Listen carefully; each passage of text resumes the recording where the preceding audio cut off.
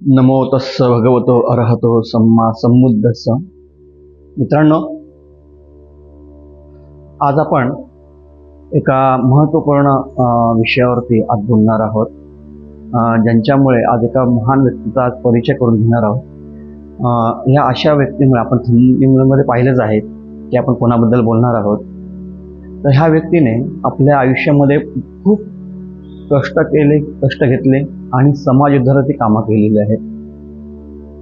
असंही म्हणू शकतो की आपण ह्यांच्यामुळे बाबासाहेबांना एक नवीन ओळख भेटली होती.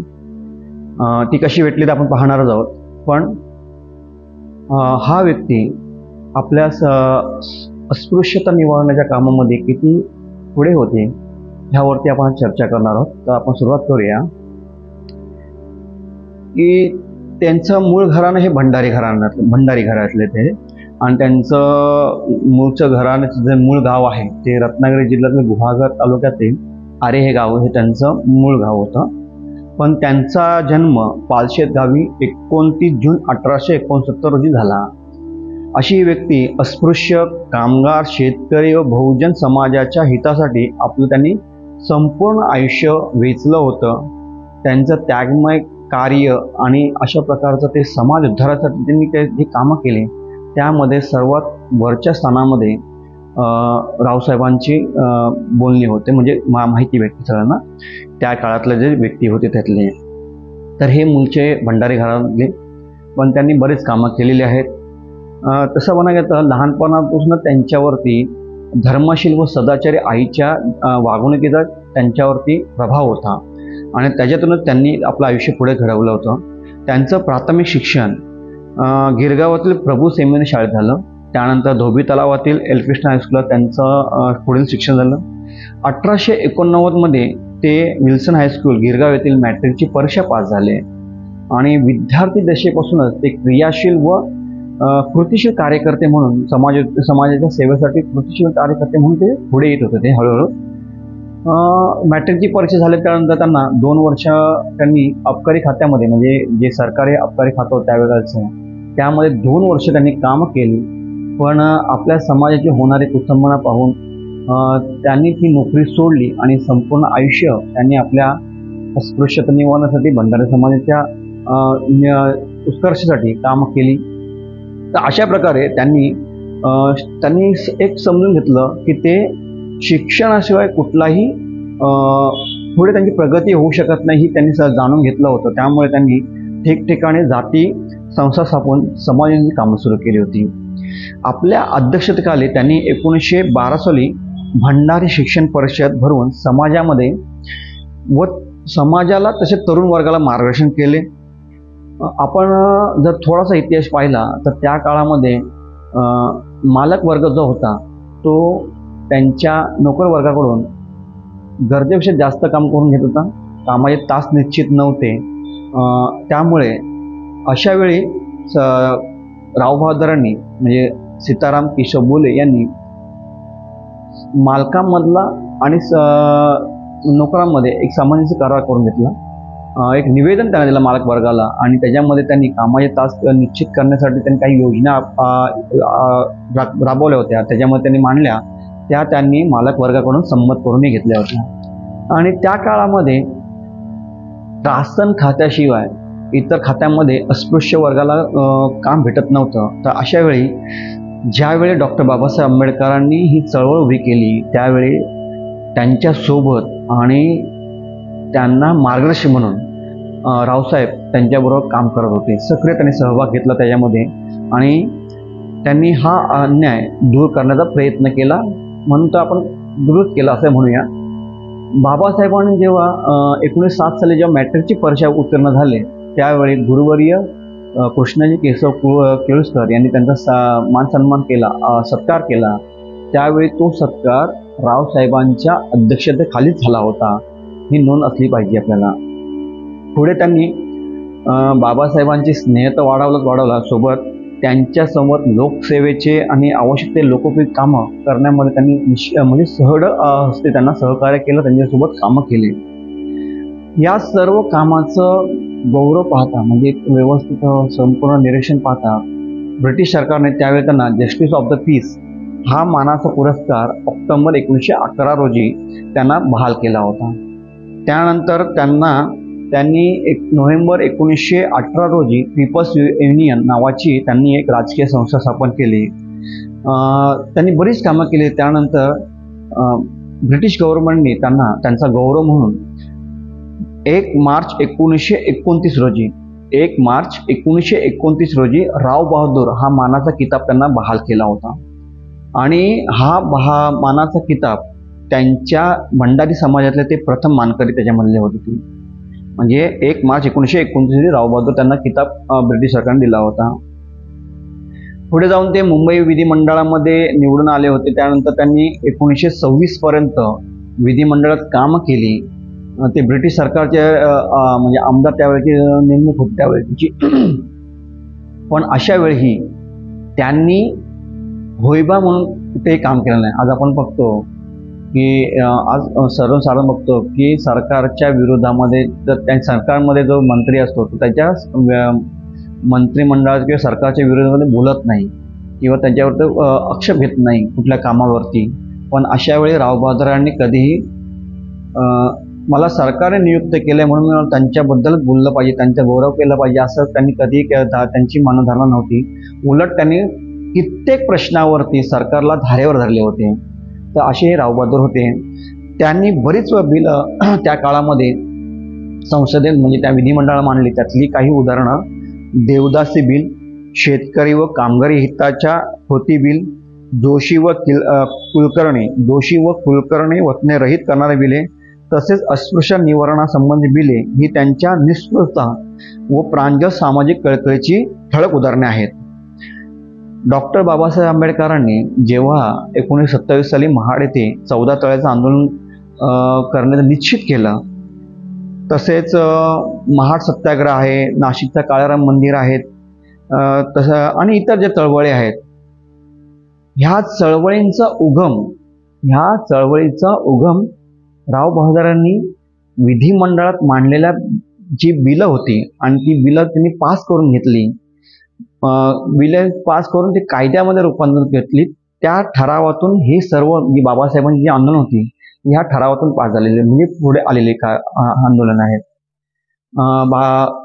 त्यांचं खूप महत्त्वाचं जे बिल म्हणजे आपण जे 14 तळ्याचं आंदोलन जे बोलतोय त्याचं सर्वात महत्त्वाचं बिल असं होतं की सार्वजनिक तळी, धर्मशाळा, विहिरी, मंदिरे, विद्यालये, न्यायालये आदी जी सरकारी खर्च वा अनुदानाने बांधली वा चालवली जातात त्यात अस्पृश्यांना मुक्तद्वार असावे असा क्रांतिकारक ठराव रावसाहेबांनी 4 ऑगस्ट 1923 रोजी मुंबई विधिमंडळात मांडला व पास करून घेतला. परंतु या ठरावाच्या अंमलबजावणीवर सरकार काहीसे उदासीन असल्याने त्यांनी 5 ऑगस्ट 1926 रोजी ह्या ठरावाचे जे पास झाला होता त्याचं कायद्यामध्ये रूपांतरित करून हा ठराव पुन्हा मांडून पास करून घेतला. म्हणजे 4 ऑगस्ट 1923 मांडलेला एक जो ठराव होता, बिल होतं, ते पास झालं होतं. पण त्याचं अंमलबजावणी करण्यामध्ये सरकार उदासीन होतं, म्हणजे ते करतच नव्हतं. त्यासाठी रावसाहेबांनी 5 ऑगस्ट 1926 रोजी पुन्हा ते ठराव मांडला. तो परत कायद्यामध्ये रूपांतरित करून तो पास करून घेतलेला आहे. म्हणजे एवढं महान कार्य राव बहादूरांनी केलं होतं. आणि त्याच्यामध्ये त्यांनी सांगितलं होतं की जे 4 ऑगस्ट 1923 रोजी जे बिल होतं, जर ते कोणी फॉलो करत नसेल, अंमलबजावणी करत असेल तर त्यांचा निधी त्यांनी राखवा म्हणजे बंद करावा अशा प्रकारचं ते बिल साधारणतः होतं. आणि ह्या बिलाच्या अनुषंगाने बाबासाहेबांनी पुढे जाऊन 1927 साली महाडमध्ये 14 तळ्याचं आंदोलन केलं. जर राव बहादूरांनी ते बिल मांडलं नसतं तर हे आंदोलन मला वाटतं बाबासाहेबांना आपण सगळ्यांना माहिती आहे की कायद्याचे किती पुरस्कर्ते होते. सरकार जर ते बिलचं अंमलबजावणी करत नाही आहेत त्यासाठी त्या अंमलबजावणी करण्यासाठी बाबासाहेबांनी ते आंदोलन केलं आणि तुम्हा आम्हाला 14 तळ्याचं पाणी राशन करण्याची मुभा भेटली. अशा प्रकारे राव बहादूरांचं ह्या 14 तळ्याच्या आंदोलनामध्ये किती मोठं सहयोग होता हे तुम्ही आम्ही आंबेडकरी अनुयायांनी तसेच भंडारी समाज जे काय आपले जे इतर बांधव आहेत त्यांनी जाणून घेतलं पाहिजे की हा व्यक्ती जरी भंडारी समाजातला व्यक्ती असले तरी ते संपूर्ण अस्पृश्यता निवारण्यासाठी किती काम करत होते. ते एका समाजापुरते म्हणजे सीमित नव्हते, ते सर्वांसाठी होते. ह्याची नोंद कृपया करून आपण सर्वांनी घ्यावं. ही नोंद आंबेडकरी अनुयायांनी पण घ्यावी, कारण बरेच जण असं म्हणतात, अशी समजूत आहे की बाबासाहेब हे फक्त दलितांचे नेते आहेत, रावसाहेब हे भंडारी समाज नेते, तो इतर जे आहेत. पण ही जी काही व्यक्ती महान व्यक्ती होऊन गेले ते एका समाजाचे नसतात, तर ते संपूर्ण देशाचे असतात. हे माहिती ही कृपया अंडरलाईन करून घ्या की ते संपूर्ण देशाचे ते नेते असतात. त्यांच्या मनामध्ये कुठल्याही इतर समाजाबद्दल द्वेष नसतो. ते प्रत्येकासाठी ते काम करण्यासाठी ते इच्छुक असतात. तर अशा प्रकारची राव बहादूरची ख्याती होती. आज आपण पाहतो कोकणामध्ये कोकण रेल्वे सुरू झाली, सगळ्यांना त्याचा फायदा होतो. त्याचे जे कोण आहे, म्हणजे आता आपण ज्यांचं नाव घेतो की त्यांनी त्यांच्यामुळे सुरुवात झाली. पण खरं म्हणायला गेलं तर 13 मार्च 1926 रोजी मुंबई विधिमंडळात कोकण रेल्वेचा ज्वलंत प्रश्न उपस्थित रावसाहेबांनी केली होती. म्हणजे त्याची मागणी त्याची सुरुवातीची मागणी जी करून केली होती ती रावबहादूर बोलेंनी केली होती 13 मार्च 1926 रोजी. ज्यांचे प्रणेते म्हणतात, कोकण रेल्वेचे जे प्रणेते आहेत ते रावबहादूर आहेत. इतकेच नव्हे तर मुंबई व कोकणात जागोजागी सभा घेऊन या मागणीचा पाठपुरावा त्यांनी केला. त्यांनी 16 फेब्रुवारी 1925 ला नवयुग साप्ताहिक सुरू केले.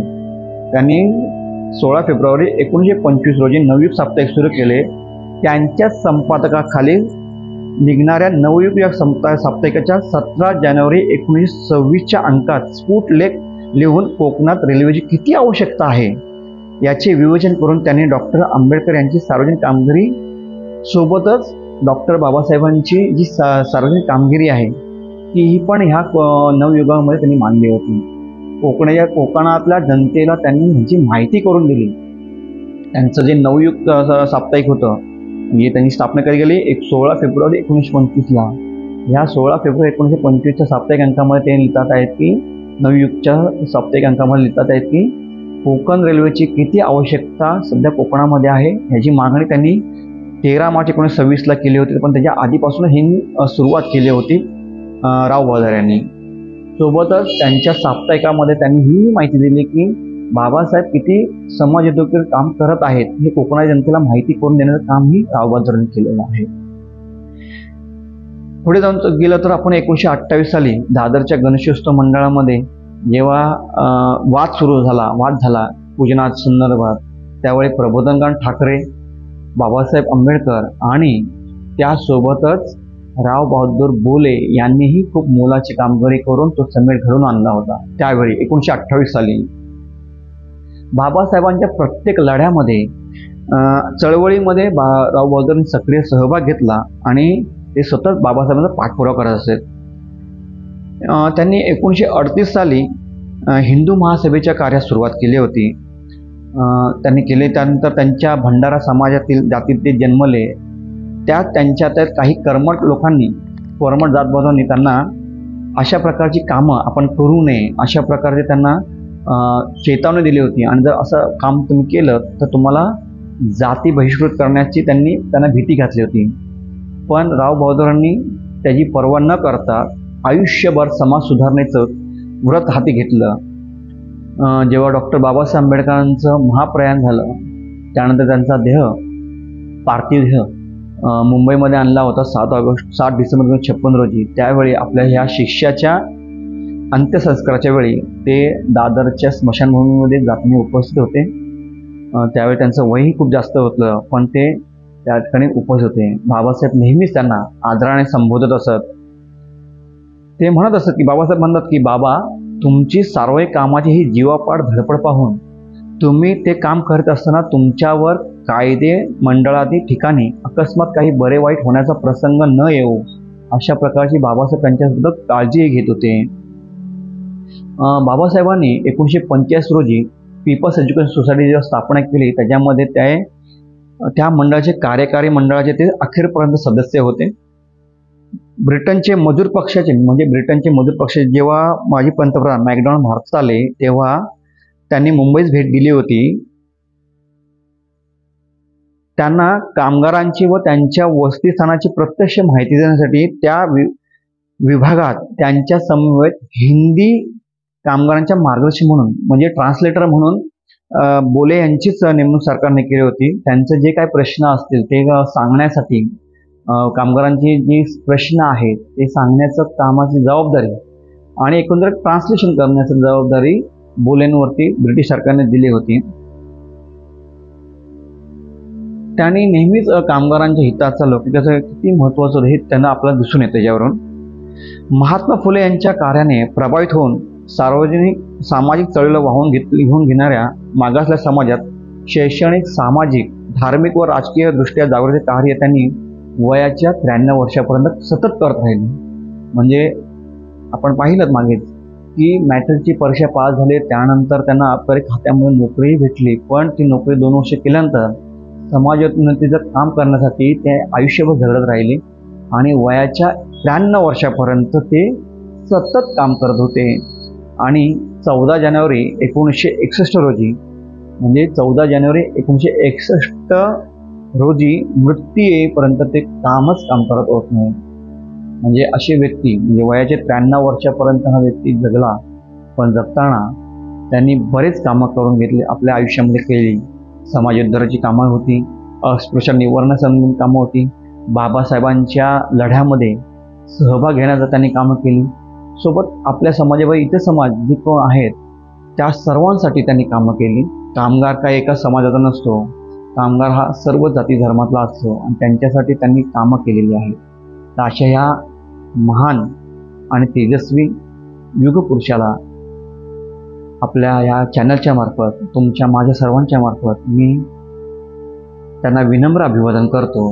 ह्या आमच्या नेत्यांची माहिती म्हणजे रावबहादूर सीताराम केशव बुले यांची जी माहिती आहे ही आपल्याला कशी वाटली, आपल्याला ह्याच्याबद्दल काही माहिती अधिक माहिती भेटली का याबद्दल कृपया कमेंट करून सांगा मला. आपल्या सर्वांची ते आज रजा घेतो. आपल्या सर्वांचं मंगल हवं. येत्या काही काळामध्येच म्हणजे आज हा महिना जुलै महिना आहे, जुलै 25 चालू आहे, तर 10 जुलैपासून वर्षावासाचा कार्यक्रम सुरू होतोय. 10 जुलै 2025 पासून. तर ह्या येणाऱ्या वर्षावाशी आपल्या सर्वांना खूप सारा शुभेच्छा देतो. ह्या वर्षावासामध्ये आपण वेगवेगळे व्हिडिओ म्हणजे वेगवेगळ्या महनीय व्यक्तींची माहिती तसेच बौद्ध धर्मावरील जी काय माहिती असेल ते प्रसारित करण्याचा प्रयत्न करू. आपल्या सर्वांचं मंगल हो, कल्याण हो. इथेच थांबतो, आपली रजा घेतो आणि आपण ह्या व्हिडिओला जास्तीत जास्त लाईक करा, शेअर करा आणि कृपया कमेंट करून मला नक्की सांगा की आपल्याला हा व्हिडिओ कसा वाटला. आपल्या सर्वांची रजा घेतो. नमो बुद्धाय. जय भीम.